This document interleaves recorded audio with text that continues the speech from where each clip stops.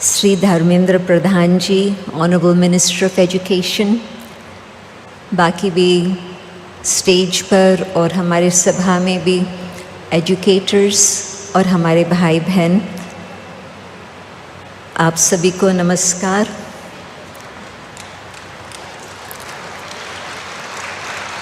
सचमुच आज बहुत विशेष घड़ी है। क्योंकि एजुकेशन के आधार पर ही न केवल एक नई जीवन बन सकती, परंतु सारे विश्व का नवनिर्माण हो सकता। ब्रह्मा बाबा को जब साक्षात्कार होने लगे, उसमें एक साक्षात्कार ऐसा था जिसमें उन्होंने देखा कि जो ये दुनिया है उसका परिवर्तन हो रहा है, परंतु उस परिवर्तन में तो कई प्रकार की बातें आ रही थी।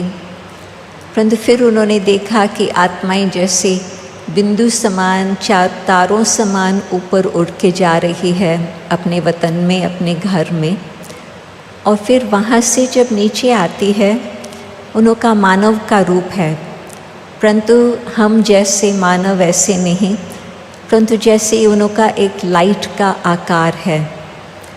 और जब वो बोलते थे ऐसे लगता था कि वो गीत गा रहे हैं, जब वो चलते थे ऐसे लगता था कि एक बहुत सुंदर रास लीला है।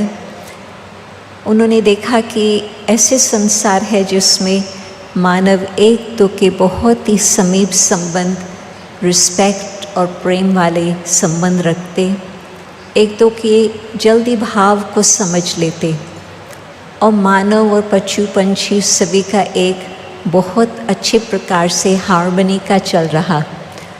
और उनको ये आवाज़ आया, तुम्हें ऐसे संसार बनाना है।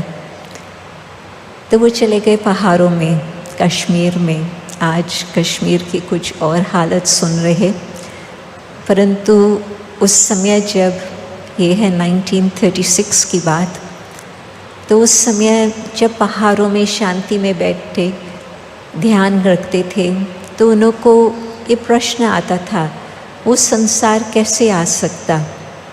फिर उनको एक ही बात समझ में आई कि एजुकेशन के द्वारा मानव की बुद्धि जब परिवर्तित होती, तो उस परिवर्तन के आधार से एक नया संसार बन सकता। तो आज मैं देख रही हूँ कि एजुकेटर्स भी है, एजुकेशन मिनिस्टर भी साथ में है, और आध्यात्मिकता की बातें भी हम सुन रहे हैं। तो जब दोनों का मेल हम देख रहे हैं, तो मुझे लगता है कि हाँ, सचमुच दोनों बातों की बहुत ही आवश्यकता है। परंतु जब अब मेल है, तो हाँ, वास्तव में जो हम चाहते हैं कि एक नया मोड़ आए संसार में, वो ज़रूर आएगा ही, और जल्दी ही आएगा।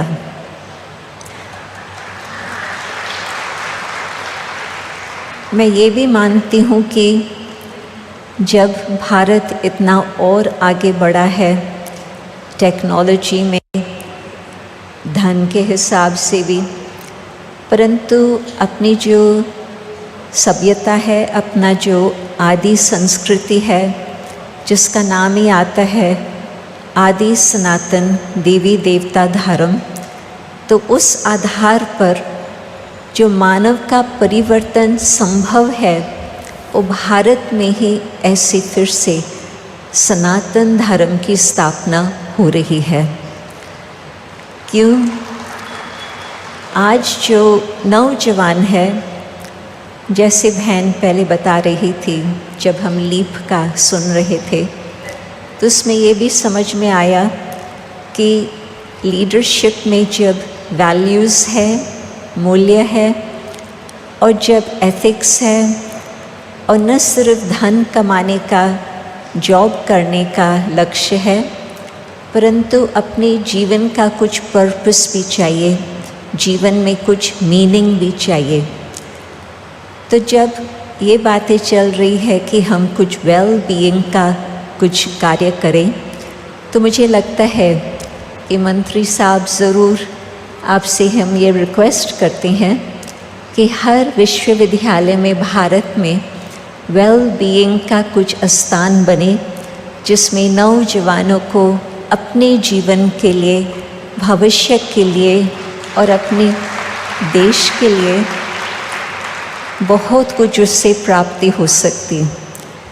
शिक्षक जो देने वाले हैं उनों के लिए भी आज मन में बहुत तनाव है कई कारणों से, और फिर साथ साथ जब शिक्षक के अंदर तनाव है और इतना एम्पावरमेंट नहीं है, तो फिर आने वाली जो पीढ़ी है उनों के ऊपर उसका प्रभाव किस तरह से हो सकता आप समझ सकते। परंतु यदि शिक्षक को भी सेल्फ एम्पावरमेंट और साथ साथ अनेकों को एम्पावरमेंट करने के तरीके मिलते हैं, तो वो जब उस कार्य में लगते हैं तो कहते हैं कि आत्मा के अंदर सब कुछ भरा हुआ है, परंतु कोई ऐसे चाहिए जो उसको जागृत कर सके। और फिर साथ साथ जब शिक्षक के अंदर तनाव है और इतना एम्पावरमेंट नहीं है, तो फिर आने वाली जो पीढ़ी है उनों के ऊपर उसका प्रभाव किस तरह से हो सकता आप समझ सकते। परंतु यदि शिक्षक को भी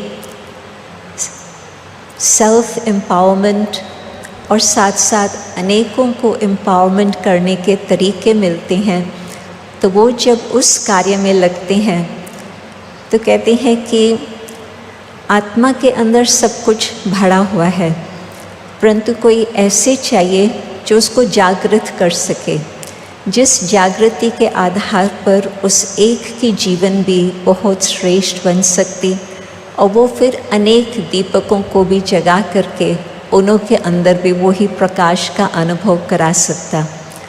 तो मुझे लगता है कि ये जो संगठन है आज का विशेष, इस विशेष संगठन से अवश्य ही कुछ मोड़ आएगा भारत के लिए और विश्व के लिए भी।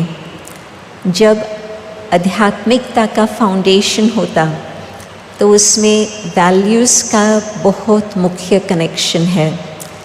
यदि 100 वर्ष भी हम पहले देखें और आज के संसार को देखें, तो जो पहले कुछ वैल्यूज़ थी वो आज नज़र नहीं आती है। इतना तो हम कहेंगे कि AI कितना भी अच्छा हो, परंतु सदा ये प्रश्न आता है, ये सच है या ये झूठ है? क्या ये हम AI का वीडियो देख रहे हैं या सचमुच वास्तविक देख रहे हैं?